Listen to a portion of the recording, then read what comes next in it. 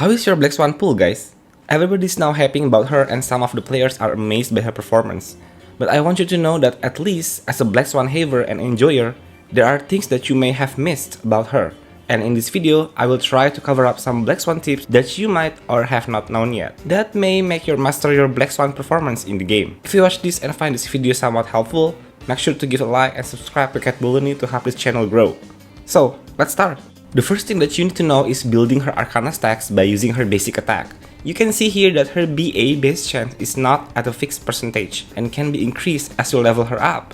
This is why you also need to level her basic attack, making Black Swan one of the relatively expensive units because you will spend a lot of fuel as her material trace is only available after the 2.0 update. And of course you need to level up all her traces, talents, and skills including her basic attack, which happens to be crucial.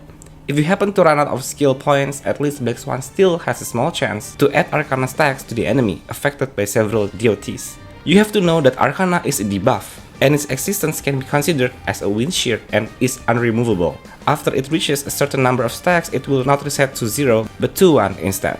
No matter how many stacks of Arcana you have, it still counts as one debuff. Her skill is multifunctional and can give a total of 2 debuffs to 3 enemies, one from Arcana and the other one from defense threat. Take note that her trace gives her skill the same property as her basic attack, but it only affects the primary target, not the adjacent ones. This is also crucial. Black Swan's Arcana can stack not based on how many dot stacks you have. For example, if you have 5 wind shear and you get 5 Arcana. Unfortunately, that's not how they work. Instead, they stack based on how many different types of elemental dots are on the enemy. Even if the enemy has 2 types of wind shear, this will only produce 1 stack of Arcana, since both are the same type of dot. Arcana stacks also don't increase when you or your team apply dots to the enemy, but they will only increase when your dots deal damage on each enemy turn, or when your team detonates your dots.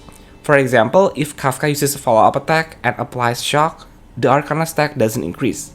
It only increases when shock deals damage on the enemy turn. Similarly, when KAFKA force procs the dots, thanks to Black Swan's A4.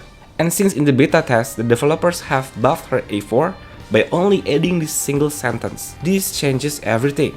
Now Black Swan is a unit that you can rely on to complete permanent content like Pure Fiction.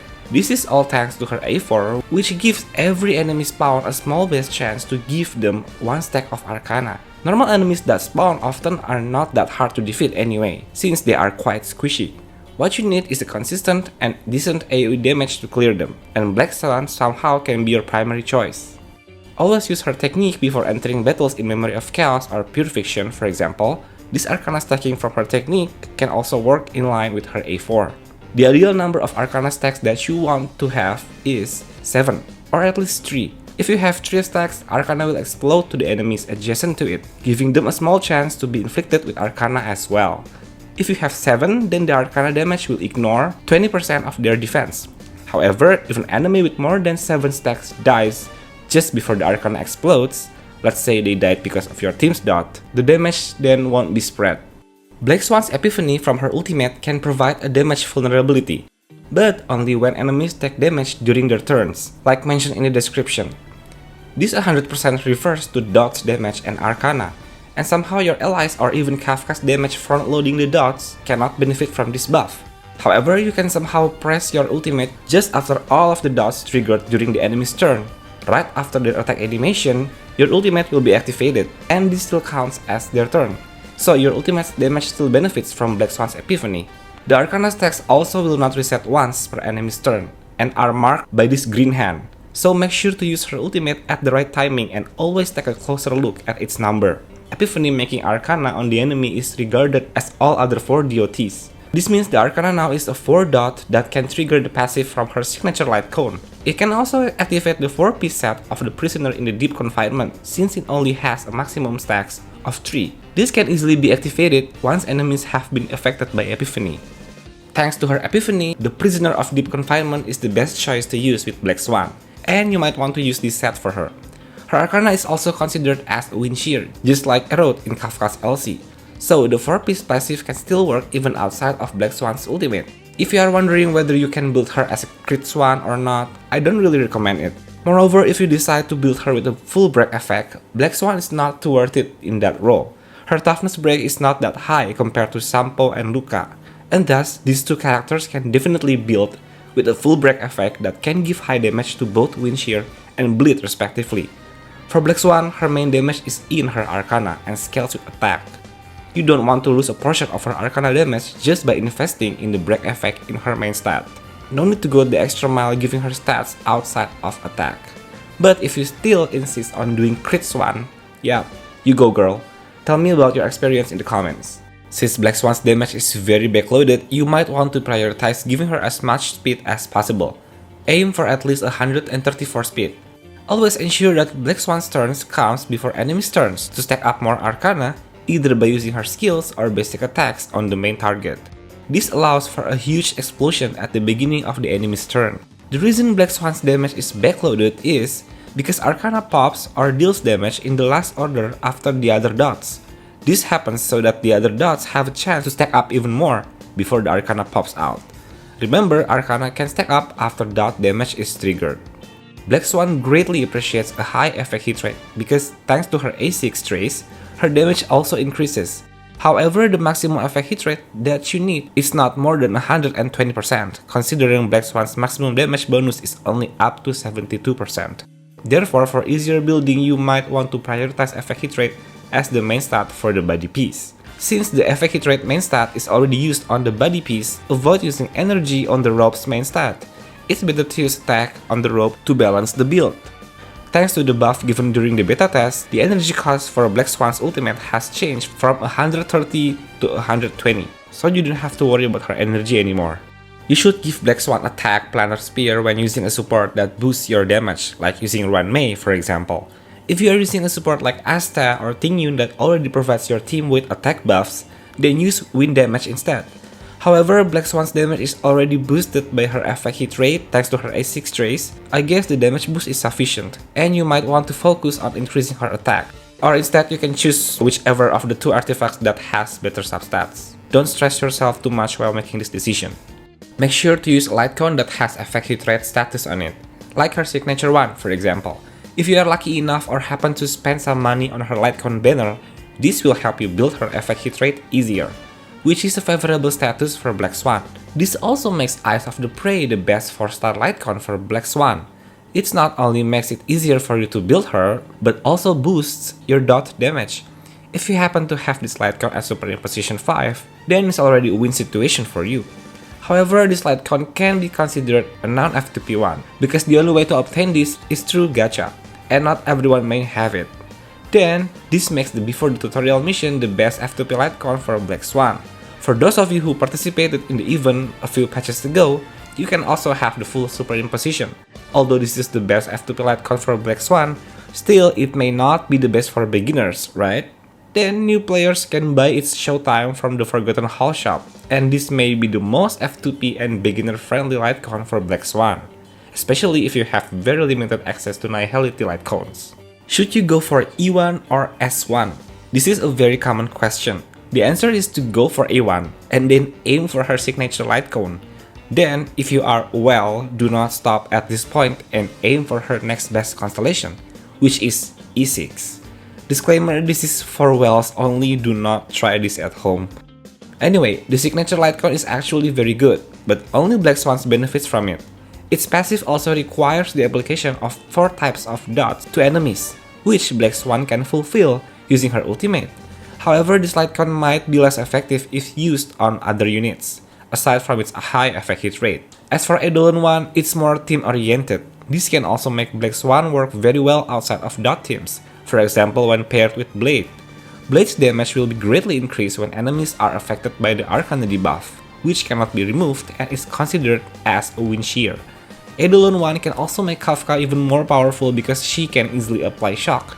That's why Eidolon 1 is more universal and worth investing for the future. But also keep in mind that it is cheaper to pursue the light cone because of the lower PT and higher chance to obtain it, which is 75 to 25%. There are many questions about whether Black Swan only works well when paired with KAFKA or not. In my opinion, Black Swan does not necessarily need KAFKA and vice versa. However, units like Black Swan are very welcome when paired with KAFKA, as they synergize well together and can provide incredible team damage. But still, they can function independently. KAFKA can detonate and front-load Black Swan's Arcana because it is considered a unique dot. Her mechanism is like cheating from how dots normally work, right? But KAFKA cannot activate the 3 or 7 stacks Arcana effects, which they ignore Defense 1. Because the condition for it to happen is that the Arcana must explode only when the enemy's turn arrives. And this is where Black Swan's biggest source of damage lies. Which is why she is not too dependent on KAFKA, but still synergizes if they are in the same team. But what if you don't have KAFKA? SAMPO is the second best unit that can work well with Black Swan if you don't have KAFKA, but only if you have him at his A$4. This is because he can detonate the wind shear damage early and maximize Black Swan's A4 to help her stacking her Arcana. However, you can only frontload dot damage if enemies have 5 or more wind shear stacks on them. This will be easily executed on a single target enemy, but it will be difficult in AoE scenarios because SAMPO's skill bounces randomly, making it hard to give them a 5 stack. However, you can mitigate this by using his ultimate, which deals 4 damage instances to every enemy on the battlefield, and apply wind shear. RUAN Mei's no doubt can be considered as a team buffer that synergizes well with Black Swan, or to be precise, a team focused on dot. She performs exceptionally well in dual DPS setups, in which what dot's team usually consists of. RUAN Mei boosts any damage in general, regardless of scaling, and this includes dots. She also provides a small speed boost which is quite useful for Black Swan and the team to ensure that Black Swan takes her turn before the enemy, facilitating the stacking of Arcana. Moreover, RUAN Mei's ultimate is highly supportive for her role in this team. The flower on the enemy's head can extend the enemy's break duration while still allowing them to take turn, unlike imprisonment. This enables dot damage to occur repeatedly, and you can apply dots or execute the Arcana Stacking rotation once again. If you decide to use a preservation unit that scales with defense, such as March or Jeopard, it will be better to pair them with Trend of the Universal Market Light Cone. This is because when enemy attacks the user of this LC, will have a 100% best chance of being inflicted with burn. Not only that, the burn damage will also scale with the defense of the user, reaching 80% at Super Imposition 5. Black Swan will greatly appreciate the support to help stack her Arcana. Enemies have a bigger chance to target your tank since preservation units usually have a high aggro, thereby easily activating the passive of this light cone. Since Black Swan can apply a non-removable debuff in the form of Arcana and her skill shreds enemy defense, she can synergize well with Doctor Ratio, that heavily favors debuffs. However, using Doctor Ratio might result in sacrificing a significant portion of Black Swan's damage. She's the one that can only increase Arcana stacks, but she can still deal a decent amount of damage. Therefore, in a team composition outside of dot, preservation units will require this light cone mentioned earlier to assist Black Swan in stacking her Arcana, especially since non-dot units are present in this team. There are rumors that Aventurine will be a shielder scaling with defense, serving as an upgraded version of both March and Jeopard, and can work well with this team composition. Aventurine is expected to be introduced in the next patch, and I will provide a detailed explanation of his kit in a future video, so stay tuned. And that's everything you need to know about Black Swan's kit. I hope this video has been helpful to you and will enhance your Black Swan gameplay experience significantly. If I missed anything in this video, please feel free to complete it in the comment section so that everyone can also know. And I truly appreciate any constructive criticism. If you enjoyed this video, be sure to hit the like button and help this channel grow by clicking the subscribe button now. Enjoy your dates with Mommy Swan, and I'll see you humans in the next video.